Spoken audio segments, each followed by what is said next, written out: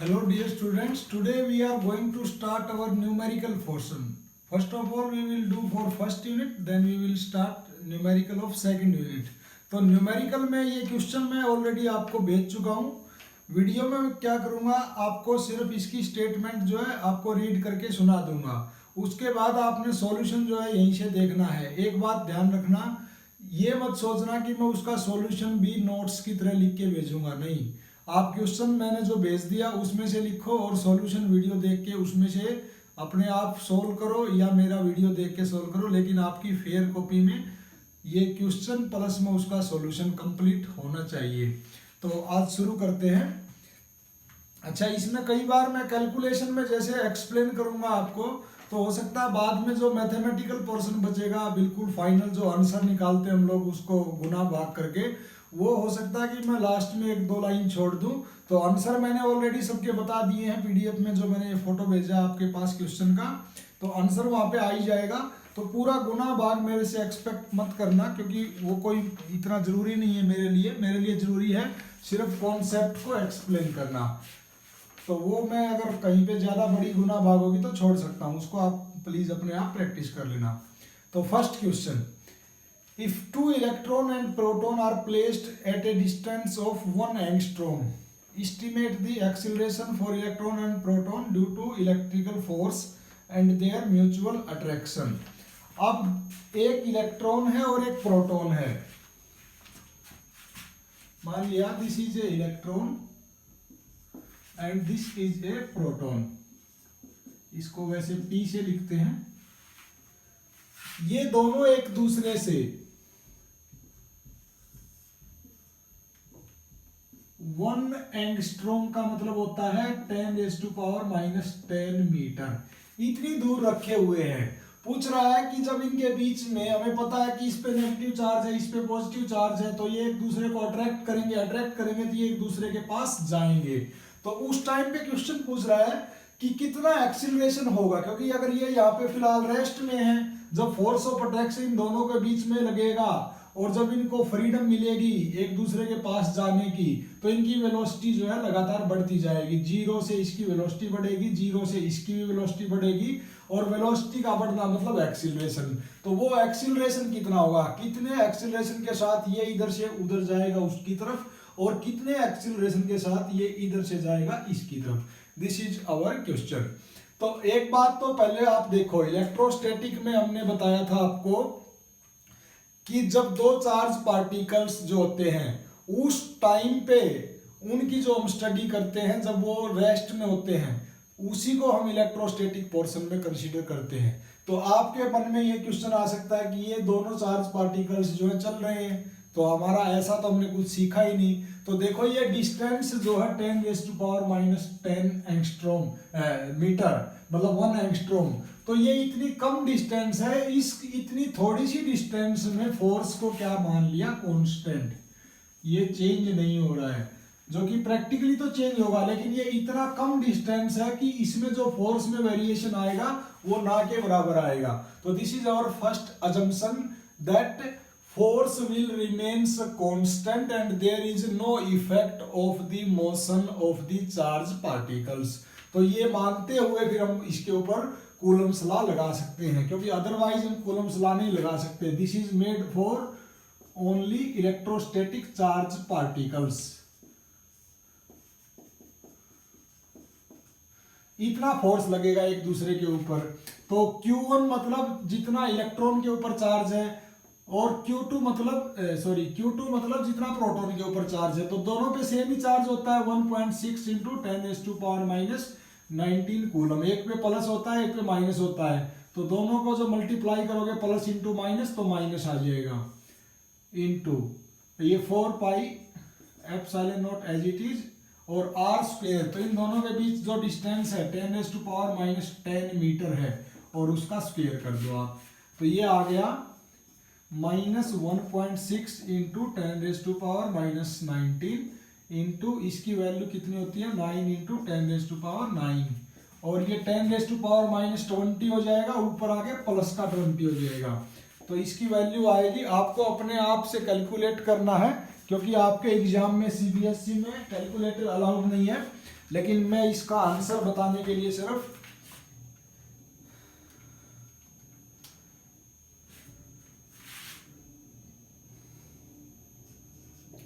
14.4 into और ये 20, ये प्लस का 1 बचा और ये 10,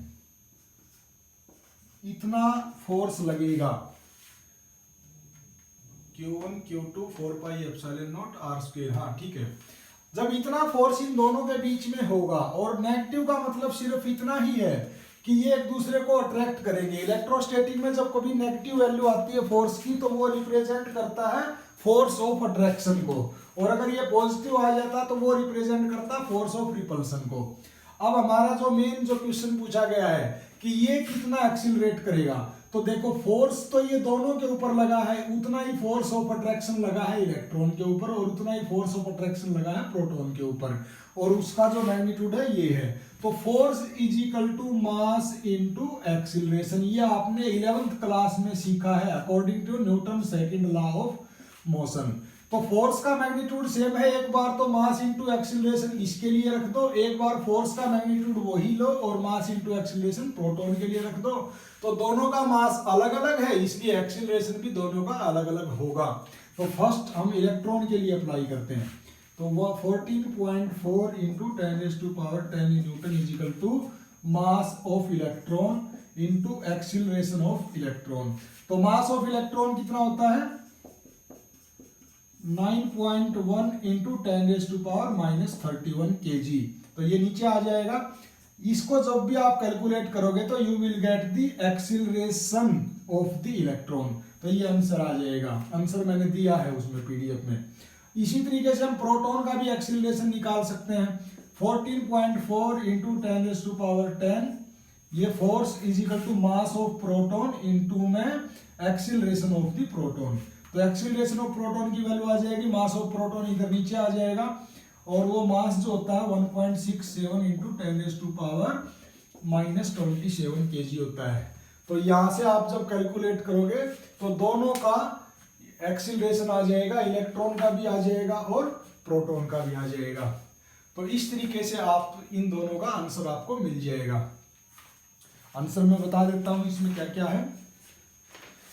एक्सीलरेशन ऑफ इलेक्ट्रॉन जो है 2.53 इंटू 10⁻22 मीटर पर सेकेंड स्क्वायर है।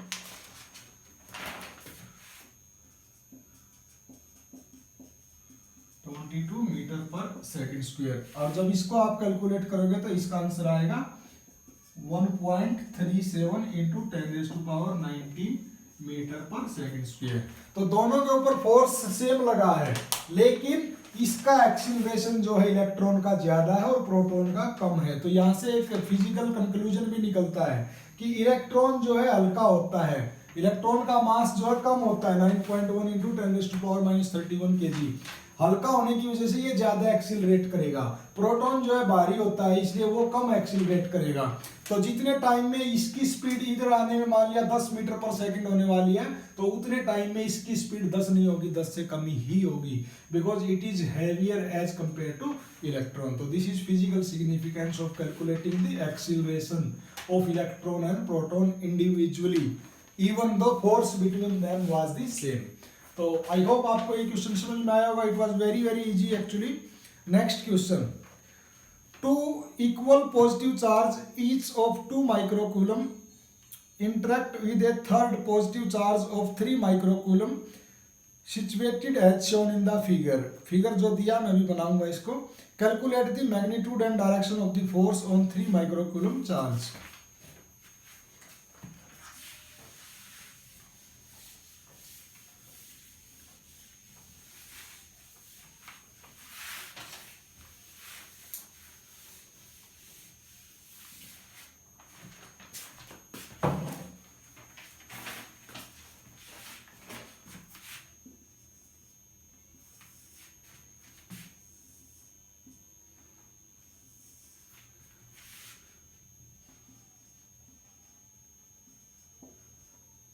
ये प्लस का 2 माइक्रोकूलम चार्ज है, और ये भी प्लस का 2 माइक्रोकूलम चार्ज है, और ये प्लस का 3 माइक्रोकूलम चार्ज है, और ये डिस्टेंस 4 मीटर है।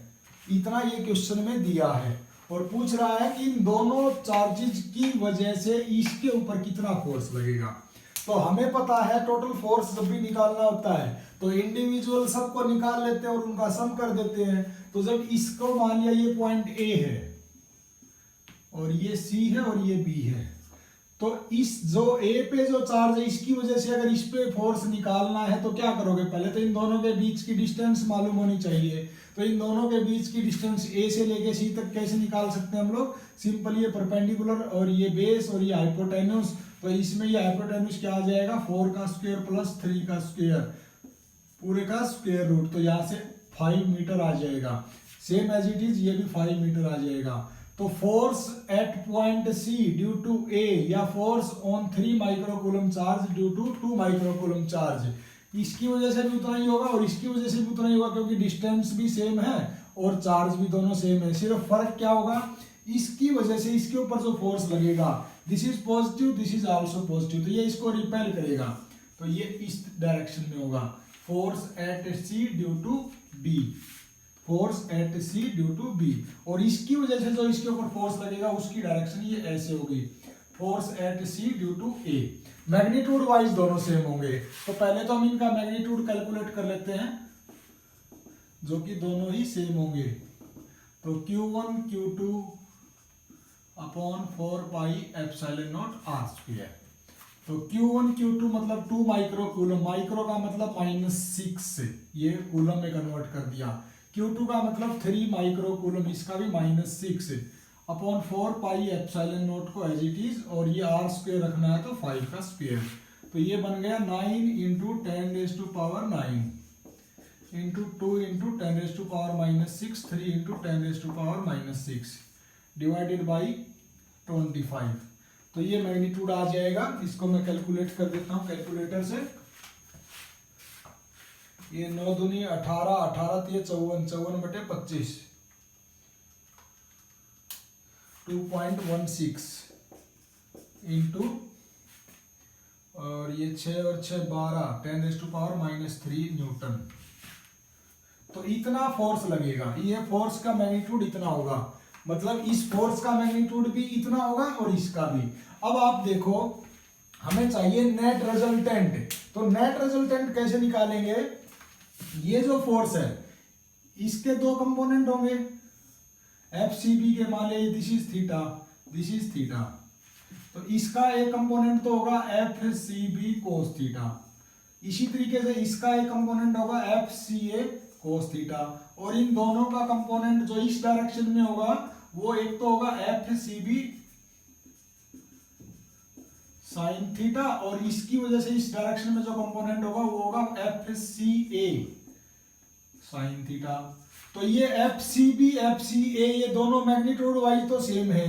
अब यार cos थीटा भी सेम होगा क्योंकि जितना एंगल यहाँ पे थीटा है उतना ही एंगल यहाँ पे थीटा बनेगा, क्योंकि सब कुछ तो सेम है। ये 3 मीटर ये भी 3 मीटर, ये 4 मीटर कॉमन है, और ये 5 मीटर ये भी 5 मीटर। तो अगर ये एंगल थीटा है तो ये एंगल कितना हो जाएगा 90 माइनस थीटा, और अगर ये 90 माइनस थीटा है तो ये इसके परपेंडिकुलर डायरेक्शन में ऐसे गया, इससे सीधा गया है, तो इसलिए ये एंगल कितना हो जाएगा थीटा हो जाएगा। तो ये थीटा और ये थीटा दोनों सेम हो जाएंगे, इसलिए FCA cos थीटा और FCB cos थीटा तो एक दूसरे के इक्वल है बट अपोजिट इन डायरेक्शन में है। ये अपवर्ड डायरेक्शन में है, ये डाउनवर्ड डायरेक्शन में, तो ये एक दूसरे से कैंसिल हो जाएंगे। तो नेट फोर्स कितना हो जाएगा FCB sin theta plus FCA sin theta. दोनों मैग्नीट्यूड वाइज सेम है, FCB भी और FCA भी, और यहाँ पे sin थीटा क्योंकि थीटा सेम है तो ये भी सेम है। तो नेट फोर्स क्या हो जाएगा, दोनों का सम ट्वाइस ऑफ FCB लिख दो या FCA लिख दो, एक ही बात है क्योंकि मैग्नीट्यूड वाइज सेम है, इंटू साइन थीटा। तो ये मैग्नीट्यूड तो आ ही गया 2 into 2.16 into 10⁻⁻³ into sine theta. अब साइन थीटा आपको निकालना है तो ये हमारे पास ट्रायंगल है, इस ट्रायंगल में अगर साइन थीटा हमें निकालना, कोई भी एक ले लो, ऊपर वाली या नीचे वाली सेम आएगा, तो साइन थीटा होता है परपेंडिकुलर अपॉन हाइपोटेन्यूज 3/5, तो 3/5। अब इसको जब आप कैलकुलेट करोगे तो you will get the final answer, और आपका फाइनल आंसर जो आएगा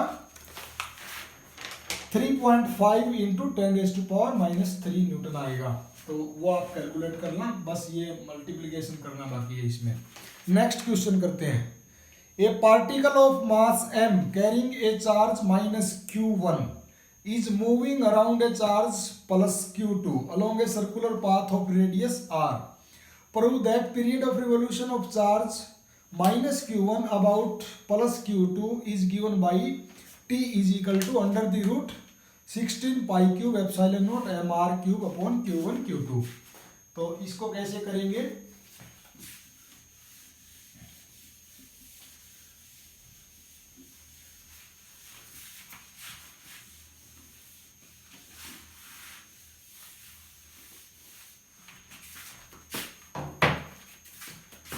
ये एक चार्ज है प्लस का Q, इस Q2, इसके चारों तरफ एक Q1 चार्ज जो है और वो है माइनस का, तो वो इसके चारों तरफ ऐसे सर्कल लगाता है, घूमता रहता है सर्कुलर मोशन में।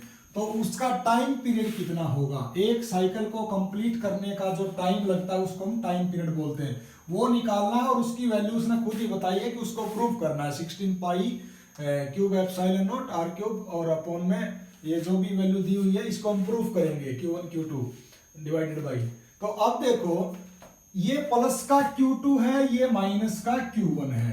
अब ये प्लस का Q2 है, ये माइनस का Q1 है, तो इन दोनों को अपोजिट चार्ज होने की वजह से एक दूसरे को अट्रैक्ट करना चाहिए और एक दूसरे के पास में आ जाना चाहिए। मान लिया ये r डिस्टेंस पे है, तो ऐसा क्यों नहीं होता है? क्योंकि कोई भी चीज जब सर्कुलर मोशन में घूमती है तो अपने आप एक सेंट्रीफ्यूगल फोर्स जनरेट हो जाता है जो अपने आप एक्ट करता है आउटवर्ड डायरेक्शन में। तो इसके रोटेशन की वजह से एक सेंट्रीफ्यूगल फोर्स लगेगा। अगर इसका मास m है और इसकी वेलोसिटी जो है v है, तो mv² अपॉन r, इतना सेंट्रीफ्यूगल फोर्स लगेगा। दूसरी बात, ये दोनों एक दूसरे से अपोजिट साइन के चार्ज है, इसलिए they will attract each other. तो ये जो फोर्स लगेगा वो लगेगा इलेक्ट्रोस्टैटिक फोर्स, और आउटवर्ड डायरेक्शन में जो फोर्स लगा है सेंट्रीफ्यूगल फोर्स। तो कहीं पे भी अगर रोटेशन की कंडीशन है तो वहां अपने आप दिमाग लगाना कि सेंट्रीफ्यूगल फोर्स जनरेट होता है। This is auto generated force due to its rotational motion. तो ये इसके बारे में कुछ नहीं दिया मिलेगा, फिर भी कहीं पे भी सर्कुलर की अगर बात आ जाए, सर्कुलर मोशन की, तो सेंट्रीफ्यूगल फोर्स जनरेट होता है। और इलेक्ट्रोस्टैटिक हमें पता ही है कि ये दो चार्जेस है, तो चार्जेस के बीच इलेक्ट्रोस्टैटिक फोर्स लगता है। तो इक्विलिब्रियम कंडीशन कब होगी? अगर ये फोर्स ज्यादा होगा तो ये इनके पास आ जाएगा, माइनस का Q1 जो बाहर की तरफ है। और अगर सेंट्रीफ्यूगल फोर्स ज्यादा होगा तो ये इसको छोड़ के जो कांस्टेंट रेडियस पे घूम रहा है कहीं बाहर चला जाएगा। तो ये कांस्टेंट रेडियस पे सर्कुलर रास्ते पे ये तभी घूमेगा जब ये दोनों फोर्स एक दूसरे के बराबर होंगे। तो हम दोनों फोर्सेस को निकाल देते हैं और इनके बराबर रख देते हैं, तो हमारे पास कुछ ना कुछ ऐसी चीज आ जाएगी जिससे हमारे को टाइम पीरियड ऑफ रिवॉल्यूशन, एक रिवॉल्यूशन को कंप्लीट करने का टाइम पीरियड निकालने में हमें मदद मिलेगी। तो एट इक्विलिब्रियम कंडीशन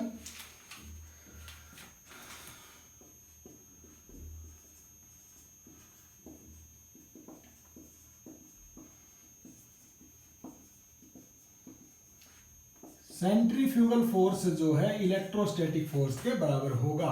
तो centrifugal force mv² upon r is equal to electrostatic force Q1 Q2 upon 4 pi epsilon naught r²। r है इन दोनों के बीच में गैप। तो यहां से अगर हम वेलोसिटी निकालें तो कितनी आ जाएगी? ये एक r से r कैंसिल हो जाता है यहाँ पे, बाकी चीजें कुछ भी कैंसिल नहीं होता है। तो वेलोसिटी आ जाएगी यहाँ पे Q1 Q2 divided by 4 pi epsilon not r into m, और इधर का स्क्वायर रूट, क्योंकि ये v² था। अब वेलोसिटी आ गई तो टाइम पीरियड निकालना हमारे लिए बड़ा ही आसान है, क्योंकि हमने एक बेसिक मैथमेटिक्स में हम एक चीज सीखते हैं, स्पीड या वेलोसिटी किसके बराबर होती है?